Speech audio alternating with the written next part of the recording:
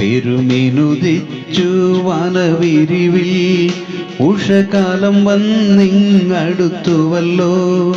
വേഗം വരുന്നെന്നു മൊഴിഞ്ഞ പരാ വരിക മേഘത്തിൽ ഞങ്ങളെ ചേർപ്പാ.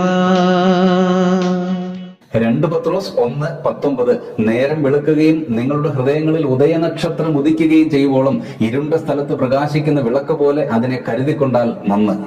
ഇവിടെ ഉദയനക്ഷത്രം യേശുക്രിസ്തുവാണ്. ഉദയനക്ഷത്രത്തിന്റെ ഉദയം കർത്താവിന്റെ 2ാം വരവുമാണ്. ഇരുണ്ട സ്ഥലമോ ഈ ലോകം തന്നെ. ശാസ്ത്ര സാങ്കേതിക വൈജ്ഞാനിക മേഖലകളിലെ പുരോഗതിക്ക് പോലും ഇരുൾ കൊടികുത്തി വാഴുന്ന ഈ ലോകത്തെ പ്രകാശിപ്പിക്കുവാൻ കഴിയുന്നില്ല. ദൈവജനത്തിന്റെ ഉത്തരവാദിത്വമാണ് ഈ വാക്യത്തിന്റെ അവസാന ഭാഗം. ഇരുണ്ട ഭാഗങ്ങളിൽ പ്രകാശം പരത്തുന്ന വിളക്ക് പോലെ തിരുവചനത്തെ കരുതി വളരെ ശ്രദ്ധയോടെ ജീവിക്കണം. കഴിയുന്നുവോ പ്രിയരെ? ഇന്ന് നമുക്കതിന് പ്രാർത്ഥിക്കാം. പ്രിയപിതാവേ, ഇരുൾ നിറഞ്ഞ പാതകളിൽ പൊൻവെളിച്ചമായി തിരുവചനത്തെ കരുതുവാൻ അടിയങ്ങളെ സഹായിക്കണമേ. ശുഭ്രമായ ഉദയനക്ഷത്രത്തിന്റെ ഉദയത്തിനായി കരുതലോടെ കാത്തിരിക്കുവാൻ കൃപ നൽകണമേ. യേശുക്രിസ്തുവിന്റെ പരിശുദ്ധ നാമത്തിൽ തന്നെ ആമേൻ.